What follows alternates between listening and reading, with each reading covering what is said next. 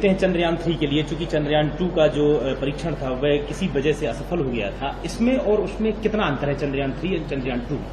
जी, वो बहुत अच्छी बात कही। और आपने रीजनल साइंस सेंटर भोपाल जो साइंस को लेके, टेक्नोलॉजी को लेके बच्चों में, बड़ों में, सब में अपने विभिन्न एग्जिबिट्स और गैलरीज के और प्रोग्राम्स के माध्यम से जो करता रहता है, उसी श्रृंखला में जब चंद्रयान 3 की बात आ रही है और आप चंद्रयान 2 के मिशन से इसको रिलेट कर रहे हैं, तो मैं ये बताना चाहूंगा कि चंद्रयान 2 जो था फुली फेलियर मिशन नहीं कहेंगे आप उसे।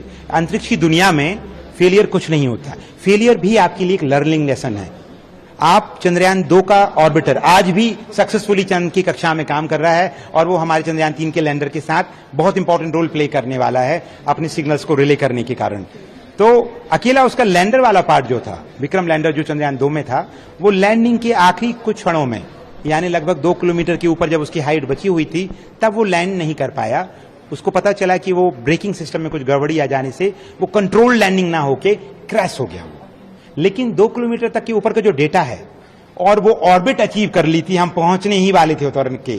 तो आप सोचिए, वो इंजीनियरिंग मार्वल हम अचीव कर चुके थे कि हम सही ऑर्बिट में पहुंच गए थे, हम सही समय पर उतरने वाले थे। तो वो पूरा जो इंजीनियरिंग एंड साइंटिफिक एक्सपीरियंस, अनुभव और नॉलेज है, वो हम चंद्रयान 3 में हमारे इंजीनियर्स ने, इसरो के साइंटिस्ट ने बेहतर उस पर सीख के नया, इसको रोबस्ट कहते हैं, उसको इम्प्रूवमेंट किया। जैसे कि इसरो चेयरमैन ने भी कई बार जिक्र किया उनके कई प्रोग्राम्स में, जो हम साइंस सेंटर में भी हमारे ये मॉडल में हम वो दिखाने की कोशिश कर रहे हैं कि ये 4 जो अलग अलग थ्रस्टर्स हैं, इस बार 5 ना होकर 4 हैं और उसमें एल्गोरिथम चेंज कर दी गई है। उसका जो कैमरा है इस बार चंद्रयान 3 के लैंडर का, जो उसको फोटो खींचते हुए उतरेगा रियल टाइम में रिकॉर्डिंग करते हुए, उसको चंद्रयान 2 के द्वारा खींचे हुए चांद का पूरा मैप उसके पास है अब, क्योंकि चंद्रयान 2 का जो ऑर्बिटर है वो तो हमारा काम कर रहा है, उसने इतनी ज्यादा डिटेलिंग में पिक्चरिंग 3D मैपिंग की है कि वो जानकारी चंद्रयान 3 के लिए एक खजाने से कम नहीं है। अब उसके और रियल पिक्चर को एनालाइज करके जो जगह चुनी गई है, जिसे हम प्रोजेक्टेड लैंडिंग साइट कहते हैं, PLS, उसके दायरे को भी 1 किलोमीटर कर दिया है इसरो ने,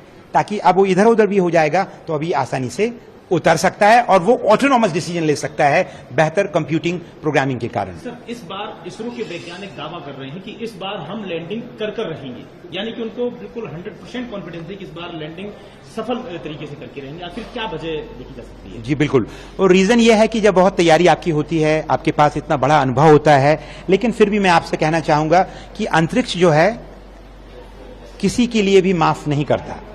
यानी आपकी इंजीनियरिंग और आपकी साइंस में इतना बेहतर तैयारी होना चाहिए, इतना बेहतर कैलकुलेशंस होना चाहिए, इतना बेहतर अध्ययन होना चाहिए कि आप वो चीज को अचीव करने की प्रोबेबिलिटी को आप बेहतर कर सकते हैं।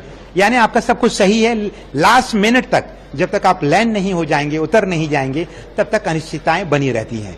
तो ये एक बहुत बड़ा कमाल है कि आप देखिए साइंस सेंटर भोपाल में भी कितने लोगों में उत्सुकता जाग रही है। हमारे आज सुबह एक जो व्याख्यान था, ये डॉक्टर अनिल भारद्वाज, PRL अहमदाबाद के डायरेक्टर, खचाखच भरा था। लोगों में इतनी उत्सुकता, इतने बढ़िया प्रश्न बच्चे पूछ रहे हैं।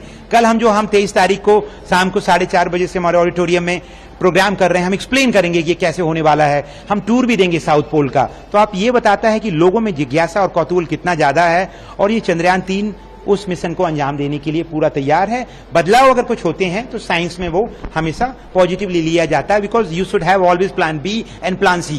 सर, विक्रम लैंडर की उस स्पीड को कम करने की पूरी कोशिश क्या रहेगी? उसको ब्रेकिंग कहते हैं। अब आपकी देखिए, एकदम से आपको उतरना है तो आप क्या करते हैं? अगर कार में है तो आप हैंड ब्रेक भी लगाएंगे, ये ब्रेक भी लगाएंगे, तो हैंड ब्रेक का आपका हार्ड ब्रेकिंग का काम करेगा। आपके नॉर्मल ब्रेक आपको धोखा दे सकते हैं, हैंड ब्रेकिंग आपकी गाड़ी को रोकेगा। तो इस तरीके से जब हम बहुत पास में आ जाते हैं उसको हार्ड ब्रेकिंग कहते हैं। यानी जो थ्रस्टर्स हैं इनकी स्पीड इतनी ज्यादा बढ़ जाती है, और न्यूटन का जो तीसरा नियम है, जो थर्ड, वो नियम हमें बताता है कि अब जब ज्यादा एनर्जी के साथ थ्रस्टर स्ट्रैप ऑन हो जाएंगे वेलोसिटी के साथ, तो उल्टा धक्का स्पेसक्राफ्ट को मिलने लगे।